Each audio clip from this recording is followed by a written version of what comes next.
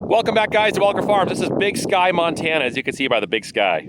Beautiful. Gorgeous day today. We're going to get hard at it. So what we're doing is we're drilling wheat in the ground. Spring wheat, seeding, planting, whatever you want to call it. I like to call it seeding because we use air seeders. But we are planting seeding hard red spring wheat into the ground. This has been freshly drilled, and we have a lot ahead of us. It's going to be a fun day. It's going to be a great day. I'll show you guys a little bit what's going on down here. But first, I want to say today's video is brought to you by Brooklyn Bedding. So we'll talk about that soon. Let's get at it. See what's happening.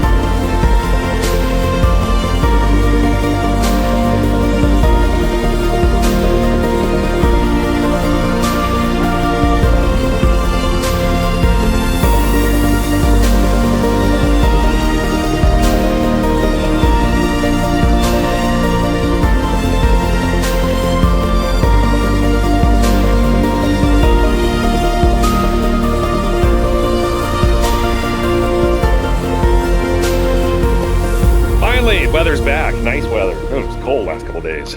Little start, late start today. Had a couple things I had to run this morning. Dad's already running. We're gonna get the old Digger Derrick service truck. I'm gonna top her off some fuel, take it out there. I believe this is a 300-gallon tank, which isn't huge for what we run on this farm, but I'm gonna top this off full, fill that bud up. That should be enough to fill a bud full, and then we'll do the gallons per acre test by running the tank out as low as we can with the bud, figure out how many acres it's seeded in that time, and I kind of know what kind of fuel burn it has. And then been adding these to every fill. Really should be 2 and 2 of these for every fill because this is for 250 gallons, but they removed sulfur from diesel fuel a while back, and these old engines were designed to have sulfur for lubricant in the mechanical fuel pump, in the injection pump, and the injectors. So, you know what, for what it costs to run that stuff, a couple extra dollars a fill is worth a little extra security. So good for those old engines. I was told you could do ATF fluid, but doing some more reading on that, that's not actually a good idea. The flash point on that's different. There's a lot of properties that are different in it. Might as well get the stuff that's meant for diesel fuel. So let's go.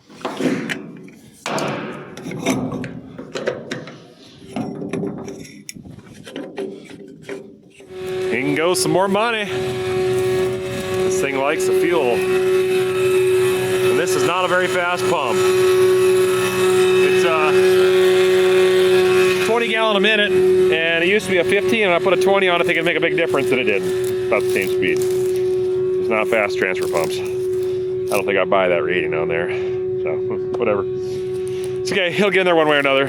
Found the problem why the hour meter wasn't working. One of the wires pulled out of a crimp, so leg arm's just fixing that, and then the cab pressure fan was not working there, so we're gonna take a look at that. Pulled out of the motor. It was just sitting on top of it. Oh, the wire was pulled out of the motor. There we go. Okay, well that's fixed there too. And then just the EGT gauge, we're not 100% sure on that yet. It's gonna take a little bit of diagnosing, but boost gauge is good now. Turned out it was a pin that was a little bit embedded in, pulled it out, we're great. We'll get this all buttoned up, and it'll be solid. It's because we keep pulling the dash apart. You fiddle with it, it creates problems. But you're fixing problems by fiddling with it. Then you fix those problems later that you made from fiddling with it. Cab pressure fan's working. Cab pressure fan's working. We're good.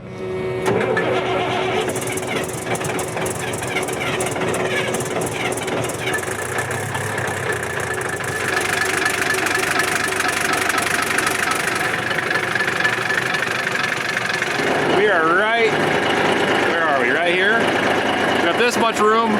We need a little bit of room for expansion inside that tank because it will grow when it warms up. Also, this tractor holds around 525 gallons full. So I guess we could just say 500's in there, a little under 500. 25, probably a little bit less than that. It's probably like 490. So we'll set the baseline there and just run this and see what it is after we do however many acres we run till it runs empty. Find out.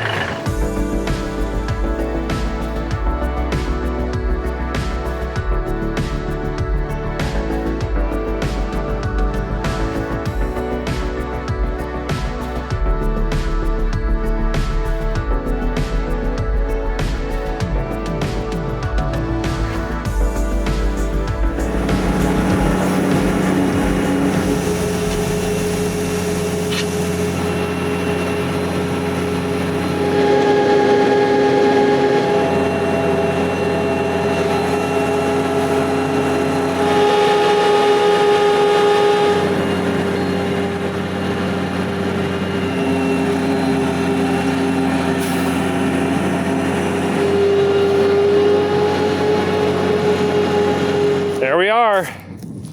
I'm no longer the sole person that knows how to run that machine. Leg Arms has officially been trained. So I'm off duty. Now I get to do other fun stuff, like maybe get the sprayer ready. Because we got some of this stuff going on. I need to take care of it. Yeah, I'll probably be spraying over some of this ground. Whatever, we'll make it work. All right, let's check some seed placement. Make sure we're at the correct depth.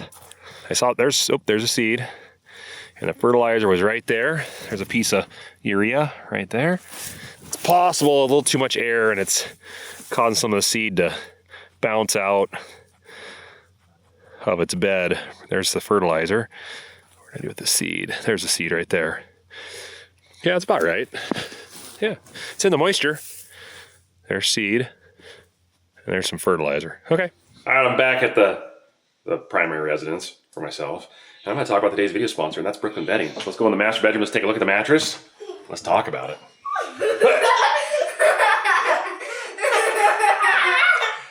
We are not talking about the mattress you guys on there. Come on, out, out, out, out, out, out, out, out, out, out, out. On out, out, out, out, out, out, out, out, out, out, nope, nope, nope, nope, not even out, nope, nope, nope. Brooklyn Bedding manufactures some premium mattresses. They're designed, assembled, and shipped directly from Arizona. The company began in 1995, so they've been around a while. Premium materials, shipped right to your door in a box. It just unfolds, and boom, you've got a mattress in about every size you can imagine. This is the Sedona. This is my master bedroom mattress. This is the one that we spend a good third of our life on. It's been a great mattress so far. I'm a firm guy. I like firm mattresses. The wife likes soft mattresses. This is a little in between, so it's been a great setup for both of us. This mattress is built from 6 types of foam and coils, all sourced in... I thought I said, get out, out, out, out, out, out. I don't know how this happens every time. Out, off the bed. No, no, no, no, no. Get... You guys. Does this thing not work or what? Anyways, this mattress has multiple layers of high-density foam, memory foam, coils, just to kind of give you a little bit of best world between a memory foam mattress and a spring coil mattress. The Queen has been great for us. Great fit. Like I said, the box, amazing how it just folds out into a queen size mattress. It's not a big box, a little heavy, but they got really nice handles, really easy to grab and maneuver around. So getting into your room is not too hard a problem. There's also a 120-night sleep trial, so you have an opportunity to try the mattress out before you fully commit, and a limited lifetime warranty. But before you go and pick a mattress, I recommend going and trying their sleep quiz out. It's on their website at brooklynbedding.com. They'll ask you a bunch of questions about how many people are sleeping on the mattress, what you like, what you don't like, all sorts of things, and it'll help narrow down which mattress in their massive inventory is best for you. You can use your health savings account or flexible spending accounts to purchase this mattress, and know that by being shipped directly to your door, you're skipping the middleman, so you don't have to pay for all the box stores and all that stuff that's got to be added to the mattress expenses to pay for all that. It goes right to you, so skipping the middleman saves a few bucks. So after an intense, long day farming, it's nice to come home to a mattress to be able to fall asleep quickly, get a good night's rest, to start the whole day of madness over again. So anyways, you know what? Let's just kick back for a second here. Oh. Ah! Oh no! Again, I thought I shut the door. Stop it! No, okay. This is life. All right, I think that's my cue to get back to work. I like my Brooklyn bedding mattress, and I think you guys would too. If you're interested in a new mattress, head over to brooklynbedding.com and scan the QR code. Plus, use the promo code Welker Farms to get 30% off your order. That's good money. And also, there's a post-purchase survey. If you would fill that out and let them know that we sent you, that'd be awesome. Helps everybody out. So again, I suppose it's time I get out of here. Bye, guys. Bye. Have a good day. I'm getting back to work. We'll see ya. Well, a call came in. Time for some seed. Let's fire it up.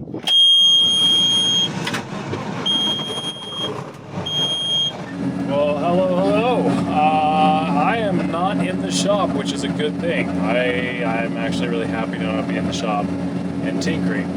But I've been in the new Big Bud 700 for at least an hour or so now, just running it, getting the feel of it, because, well, I just wanted to kind of see how things run, and yeah, it's a monster. It doesn't really pull the engine down at all. But that thing really likes to spin the tires on the Bud. When I have a tiny little hill, the slippage is quite a bit. That's a little too much for this thing. Either we gotta weight this tractor down, or we gotta do at least triples of the 1400 LSWs on this tractor. I mean, I think that'd be cool looking. But yeah, so far I'm happy. Happy how it's running. There's a bit of me that's just slightly nervous. I'm listening to all the different sounds.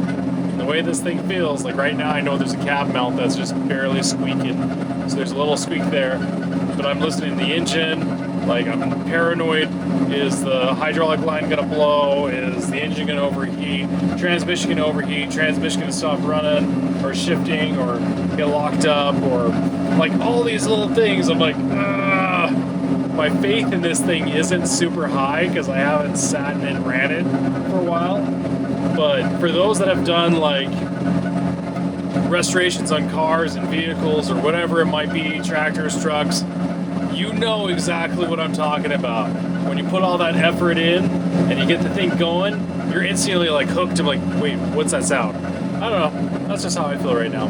But so far it's doing pretty good. But my boost works, but my EGT gauge, for whatever reason, it's not. So I checked the wiring under the dash. That's all seems to be good. So it must be either the sender on the exhaust is bad or the gauge is bad, but we will diagnose that later. Update on how I feel about the tractor. It's been about 2 minutes now. My rations are getting low. Still got quite a bit of water to go through. And, you know, my spirits are high and things are moving along. It's about 30 seconds later. Just give you an idea of an update, what I think about the tractor. My rations are at an all-time low. My spirits are still fairly high. My attention span is definitely teetering. But yeah, so far, tractor's running great, and just figured I'd let you guys know. 20 seconds into the next update, and kind of feeling like a bad boy, you know? That's not the best way to say that, but this thing's legit. This thing's a beast.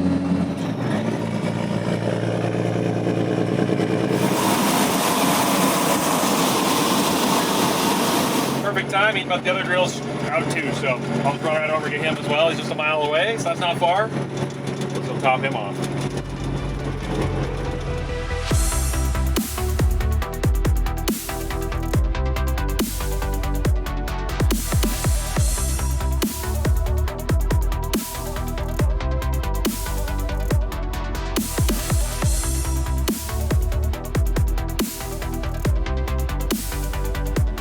So I'm driving the tractor, and my boys came in here.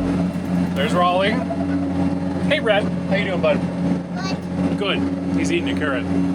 Dude, where's your carrot? I just ate it. Oh, you just ate one. Here, let's get...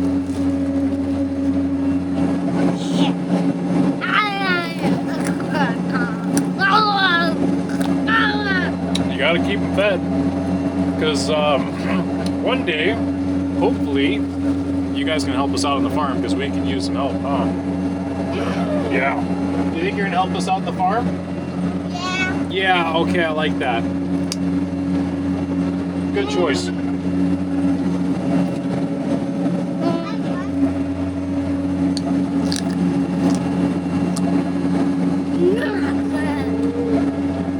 They're taking my lunch. All right, well, that'll take care of them for a while. I got the haul all filled up. It's ready to sit, so they'll give me a call later tonight when they need more product if they go late, but that should last them a while. I got some time to do some other business. Yes, it involves some cleanly washed old hydraulic buckets. And that thing I'm waiting on parts. First up, let's get some barley. Just a bucket full. Did I aim it right? Yeah, it'll be pretty close.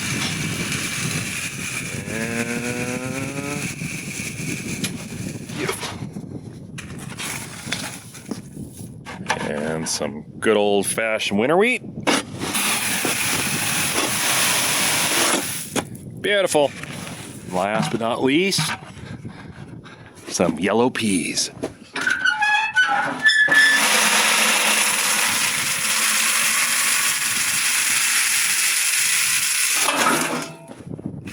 Ooh, that's lovely. Well, I hate to be the bearer of bad news, but I have to put my little seed thingy on hold. I got a call, and it's not the kind of call I want to hear. Leg arms called and said, heard a bang, pop, boom, and the tractor stopped moving, and he thinks something happened to the divider box, which is very possible. That's that chain that we put in there that we were a little worried about. So I'm going to bring some tools. We're going to go investigate. I hope I don't find parts in there. It's like well, to us, it was like a $70-some $100 chain. Okay, let's get going. Grab some tools. Find out what's going on. I'm just driving to the scene. We haven't opened it up yet, obviously, but my thoughts are it's probably not the chain because I know that chain's pretty tough. I've been running the right oil in it. Dextron 6 ATF is what I put in it.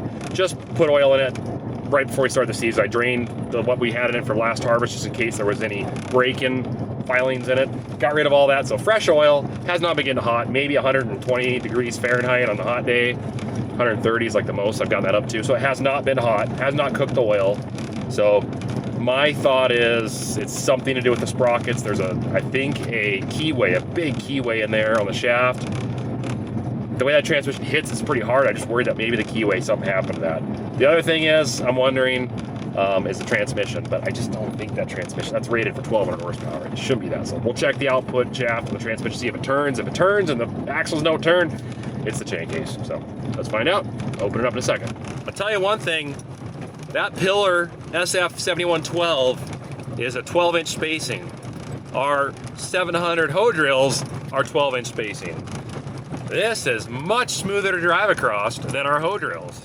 It must just be how it makes the furrows. It must just be flatter on the top, I don't know. But this is just night and day better than what that hoe drill that my dad's running does. This thing feels like a 9-inch spacing, like our old drills right now. This is nice. All right, my big brother showed up to save the day. So what we're gonna do is take this cover off on the side and see what happened. We were talking about it, and the top shaft will kind of spin, it kind of grabs. The tensioner in there might have broke, and there's no tension on the chain, and it's just sitting there bouncing on the chain, or the chain snapped. Or something else happened, like the keyway on the top sprocket might have happened because the bottom one is still engaged. I don't know, I'll find out when we get there. All right, got ATF fluid leaking out of this thing. All right, moment of truth, here we go. What will we find? Oh, it's off. Chains broke apart. Links are coming apart, look at that. Chain's toast. That chain did not last. It literally broke apart. All the pins are snapped. See? Here's part of the... I have magnets all over. See, Nick? Oh, it just disintegrated that chain. Oh, we have a spare. Yeah, that's really, really disappointing. I'm wondering if we need to try to pull this thing back. The only thing, I know, you're full. The only thing that'll pull it back is the 5 1/4 bud. I mean, we can get a chain in here, but with all the dust and the wind. Well, we need to change our oil too. Yeah, we got to change. You got to clean out all the junk. We need new oil because that oil's contaminated. What a garbage chain. We're gonna. They told us it was good for 700 horsepower. I told them all the vertical setup that it is and how much oil's in there and everything. And like, yep, this chain should handle exactly what you need. Yeah. Used to, back when it was made in the USA. Then when it moved to the UK, I think their quality went way downhill. Oh, it's way down. Like, it's either they didn't temper the steel, but look at these links. Here's the thing. We got links that are snapped. Yeah, they're breaking. And here's the thing. A friend of ours who farms in Montana, he's got a couple of these Series 2 buds, and he bought the same chain from them. Used to be the same chain company. Cross Morse used to supply these chains. Or was it just Morse, I think? I mean, Cross, but I don't know. Anyways, well, his chain was bad. So he bought this chain, or his chain 2 years ago, and his chain's shot.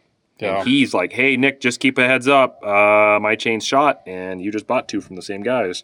And I was like, oh, no, I don't want to hear that. And I was just hoping that maybe his was a fluke, and it was just a bad quality control, but no, this is bad. When we saw the pictures of his chain, both of us were just kind of like, well, we've only got 1,200 acres of this thing seeding. And they used to have thousands of acres on the old chains on the buds. Oh, 7,000 hours on them? And they would rip hard. So I'm like nervous to even put the other chain back in this thing because is it just going to blow up in another 1,000 acres? So do we take the old chain and take 2 links off of it and put the old chain in? Might need to. Well, crud. We got a decision to make. All right. Okay. We'll figure it out. We'll let you guys know what we decide. All right, we're going to pull it out. I don't think you're going to be able to. Well. It's stuck on the other side. Hang on a second. Found a souvenir. Look at that. Look how war that is. Pretty ridiculous what that is.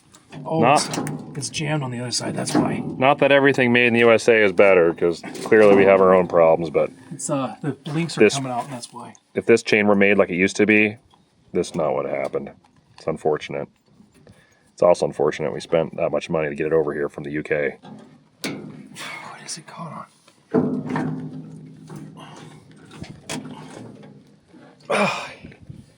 It's kind of funny. Nick's trying to go.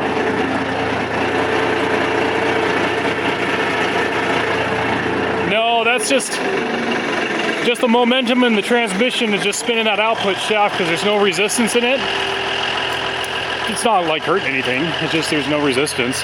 So it'll just sit there and do its thing. But yeah, I was talking to Nick and I was like, there's no way we could pull, our other 5 1/4 bud would pull all this back, hung up. But with that car being full and try to pull the whole thing, and we have only the brakes on that tractor to try to stop it down a hill because there's a fairly good hill over here, we're asking for problems. So if we wing this up and transport, unhook the cart from the bud, go get the Magnum tractor, I think that'll pull it, or we go get the 5 1/4 bud. This thing's so cool when it wings up. And then that way we get the bud back. And if we get the bud fixed or get the other chain in or whatever we decide to do and there's no other problems inside the chain case, then we'll bring the bud back, hook it on, and keep planting. But if we can't, then we can hook on to the bud with this cart and get this thing back to the farm. Sadly, our 600 bud is not set up to run this thing. Neither is our 5 1/4. So this might be the last time Pillar gets to run in the field. Oh, look at that thing. Oh, you got it dirty. Sorry. Oh my gosh. That is just crazy. Look at the links. And it's not in just one place. It's the whole thing. So our game plan is we're going to wing this up in the transport mode because we have the bud hooked up steel. We have the hydraulics to that. So we'll get the pillar all wung up and ready to go. Then we're going to drop the cart here. It's plumb full. We just filled it up. It's got a lot of weight on it. But we're going to put some railroad ties or something under the stand, lift it up because it's a hydraulic jack, thankfully. And then we'll get the Magnum and pull this bud back and get it in the shop and start the process of replacing a chain. So that's just going to sit here. So I'm going to wing it up now. I can't drive this thing, but I can wing it up. We'll do that.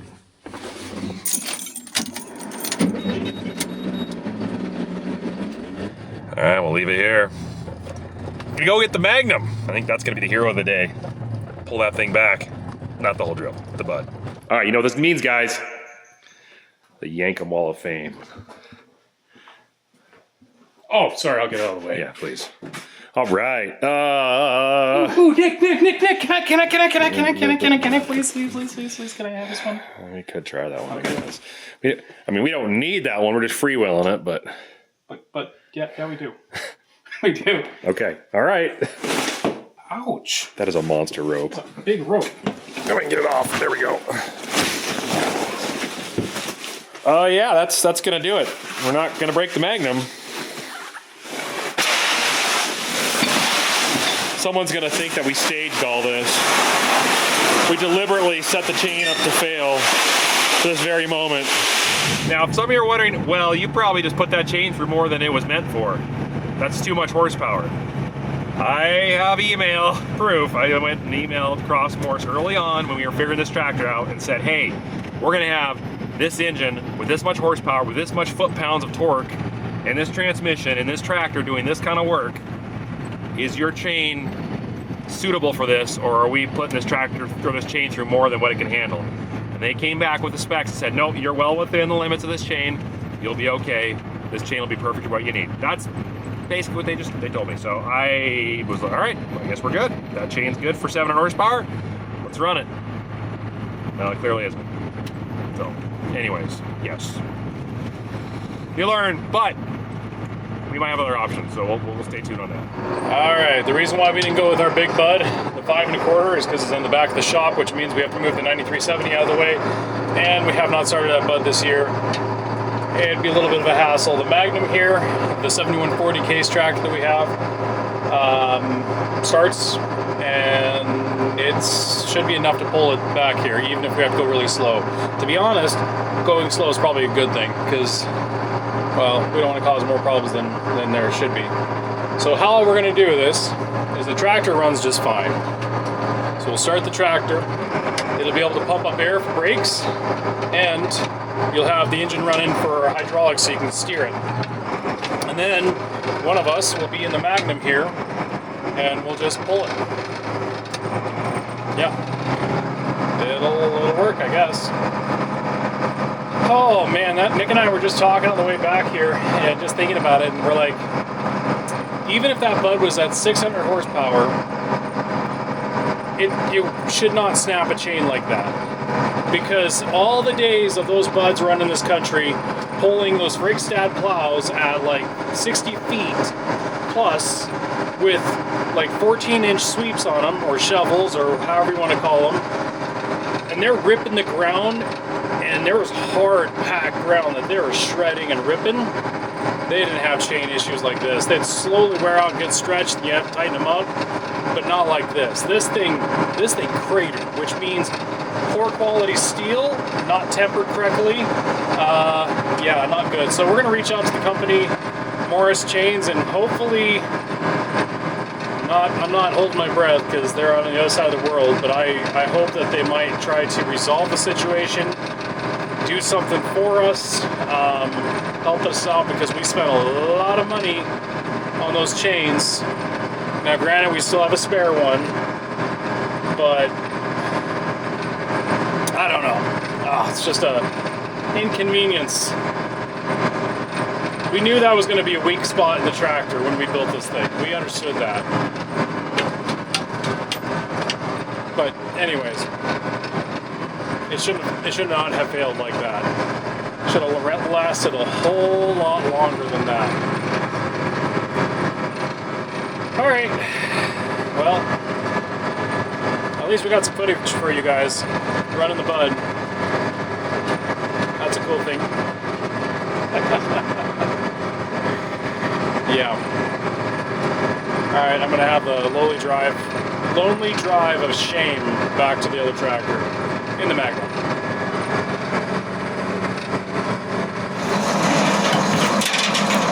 Find a piece?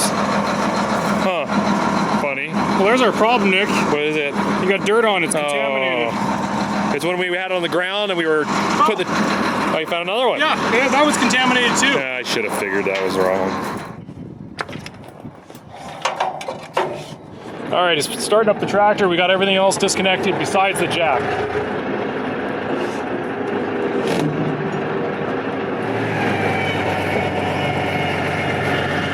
gotta find something to beat that pin up. It's kind of wedged in there. There's a perfect hammer. It's moving a little bit. It did move.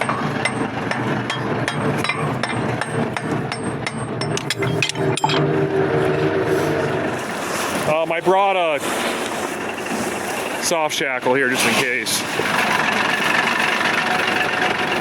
Here, I don't know, we don't want to twist that in there and mess that up. Let's put this in there. Will that hook fit on? Oh, that's not gonna fit there. We gotta get something else. All right, we're hooked on. At least we can steer it, and I have brakes too. And that's not quite what we wanted, but we did bring the second soft shackle, so we're doing that. All right, parking brake is off. We're in neutral. I can steer. Let's rev it up a little bit so I have a little more steering. He is pulling the rope tight. And we are not pulling hard because this thing's just gonna freewheel. There we go. We'll be back, toolbar. Don't you worry, Mr. Pillar. We'll be back. I promise. Whoa, whoa, whoa, whoa. Settle down there, 8.2, 8.3, 8.3 Cummins. Settle down. We're going 9.4 miles an hour. Oh, I almost forgot where they at. Right there, flashers. Put the flashers on. Nope. Pull it out. No, push it in. There it is. There they go.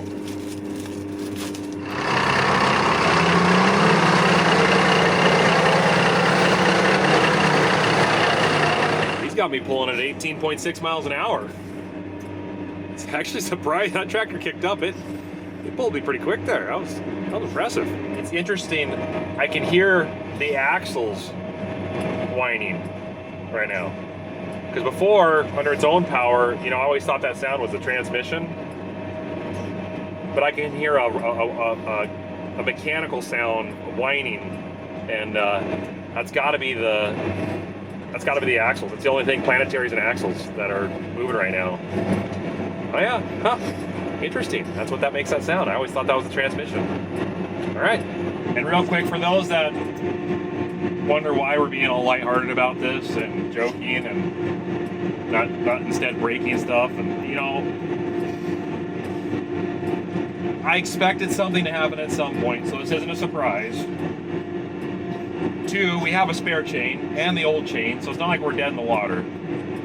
If we didn't have the chains, I'd be a little more stressing out right now. The chains make a big difference. Having those on hand makes me feel a lot better. But for future, we'll do something different. But yeah, it's just, we'll get it fixed. You know, and maybe also that it's so dry out and the outlook isn't necessarily great for getting your crop in a timely manner because it's already so dry and there's nothing in the forecast. Putting it in now or in a couple weeks, I don't know, maybe it won't make that much of a difference. So just peace. Don't worry about it. I have a question for all you 8.3 Cummins guys out there. That's got the old 8.3 with mechanical fuel pump on it. Anyways, as he's pulling me, it's random, but I will see a puff of white smoke just go poof out of the exhaust every now and then.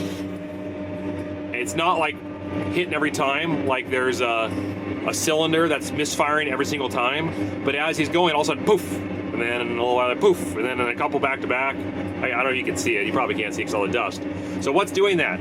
Is that an injector that's firing randomly, or not firing randomly, or misfiring, I should say? It's not low compression, so hit me up in the comments, let me know on that. I think it's an injector issue, but maybe that's, yeah, well, let me know.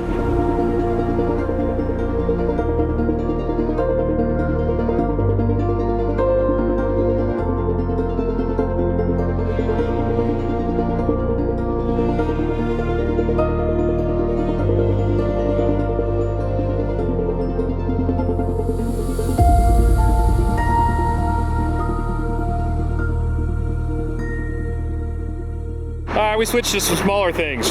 Smaller rope, smaller pulling machine, easier maneuver. So he's gonna pull me and line me up, I'll steer, and then we'll go and we'll pull it in.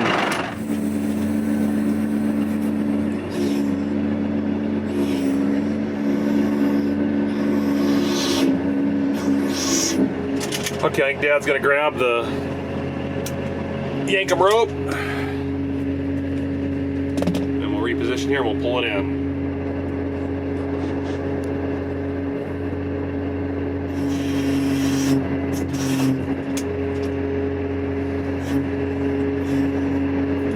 go. Shut her off.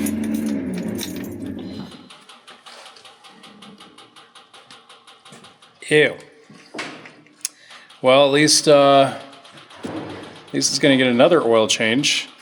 Not in the way that we wanted to. You can see a little glitter. Hey Nick, why is there glitter in there? I don't know. The sparkly stuff? Sparkles, unicorn, rainbows. Yeah, why? Why do we have it in I there? thought it would help it, but I guess it didn't. Well, I was driving and it didn't help it. I saw a little nick on one of these. It wasn't bad. Oh, sorry. My bad. Yeah, I see little chunks of metal and stuff scattered around on these. So what we're going to do, we'll let it drain, then we're going to take the power washer and we'll go in there and wash everything out with hot water. Rinse and rinse and rinse and clean it as much as possible. Hopefully there's not contaminants in the bearings for your input and output shafts. We don't have the time to pull all that apart. We don't have the seals, we don't have the bearings. Chances are it'll probably be okay, but yeah, the chain, I don't think we can really... Right here. Say what? Wore a tooth off right there. Or not wore it off, but Chipped it? yeah. That's a magnet in there. Yeah. And no, those are not Cheerios in the bottom of the bowl. I put No, not even close. Oh, had a magnet in there so it'd catch stuff. Well, it did. that's such a clean break. I think maybe they got it too. Well, no, it's soft. Looking at it, it's not like they over hardened it. Maybe they hardened it a little bit. So basically, there's a certain process of heat treating the metal to get hard gears, to get hard chains. So when they make them, it's all soft. And then they heat them up really hot, put them in oil, different solutions, cool them down. There's a certain process, and then you can get the steel tempered. And it will make it a lot longer lasting. Well, I'm back seeding again.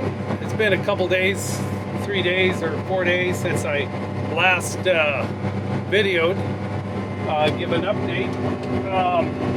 I've got Kobe with me. Hello, Kobe. Is he a good boy? Are you a good boy? Yeah, you're a good boy. Yeah, can't say a lot about the driver though. Yeah, so it's dry on top. There is moisture just down. The seed is laying on, a lot of the seed is laying on some moisture. So I think quite a bit of it will germinate. The ground's really loose. There just was a lot of freezing and thawing last winter. And just that little bit of snow that we had really broke the ground. It's one of the loosest I've seen as far as the soil, topsoil profile. So it's dusty. Yeah, and the boys are working on the bud. They'll give an update on that.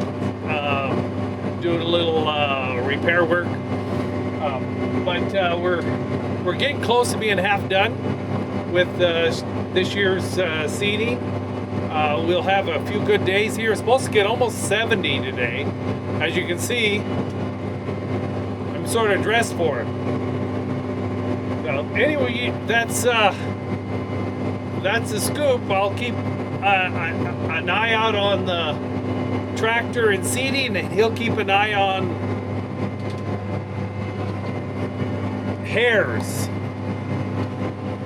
That's not something I'll split with you. Splitting hairs.